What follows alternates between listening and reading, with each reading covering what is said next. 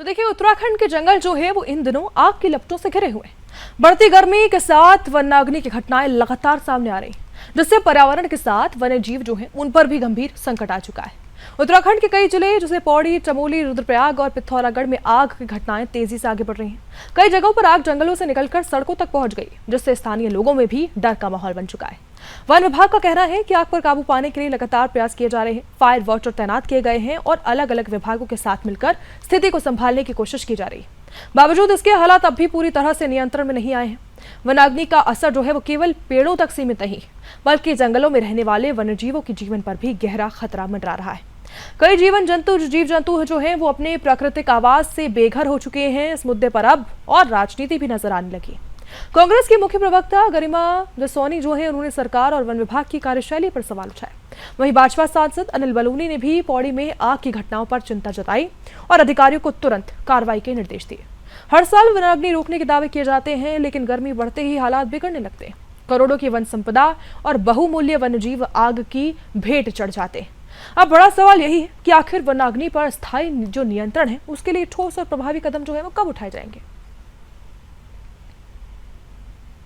लेकिन ग्रीष्मकाल में वन क्षेत्र में वनाग्नि घटनाएं होना एक एनुअल फीचर भी है और एक तरह का आपदा भी है।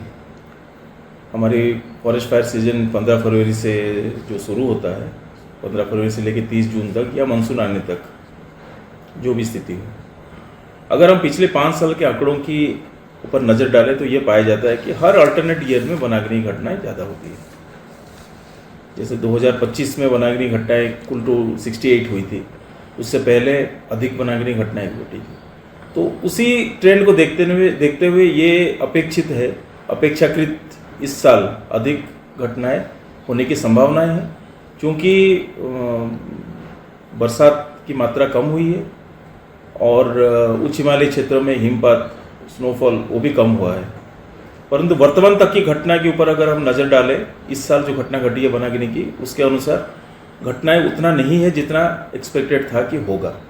तो एक बहुत बड़ा चक्रव्यूह रचा जा रहा है आप ही के खिलाफ, क्योंकि अब आपकी पार्टी सिद्धहस्त हो गई है विपक्षी दलों के लिए चक्रव्यूह रचने में और कूटनीतिक षड्यंत्र करने में। तो अब विपक्षियों पर आजमाते आजमाते वो अपनों पर भी आजमाने लगी है। इसलिए आपको न सिर्फ जंगलों की आग से सचेत रहने की जरूरत है, बल्कि अपने दल के भीतर घातियों से भी सचेत रहने की जरूरत है। बलूनी जी से एक नसीहत के रूप में कहना चाहती हूँ। वहीं दूसरी ओर वन मंत्री तो ऐसा लग रहा है कुंभकर्ण की नींद में सो गए हैं।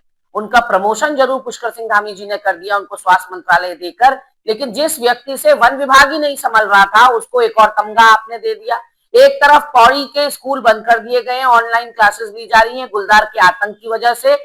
अभी हमने फायर सीजन का सबसे सेंसिटिव समय पे हैं, क्योंकि पिछले 2-3 दिन से काफ़ी मात्रा में हमारा टेम्परेचर बढ़ गया है।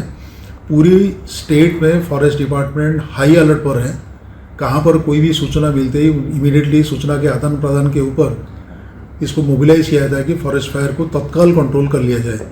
जैसे डे बिफोर यस्टरडे लैंसडाउन में और चंपावत में जैसे इसके बारे में हमको सूचना प्राप्त हुई, तो मैं संडे की बात कर रहा हूँ, तो इमीडिएटली हमारा फॉरेस्ट के जो ऑफिसर्स, उन्होंने सीनियर ऑफिसर्स का नेतृत्व में उसको इमीडिएटली कंटेन कर लिया है।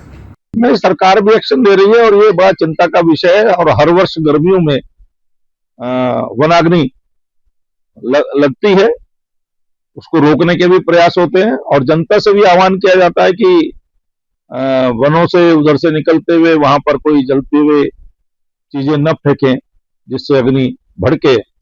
और सरकार भी उस पर अपना पूर्ण ध्यान लगा करके प्रयास करती है कि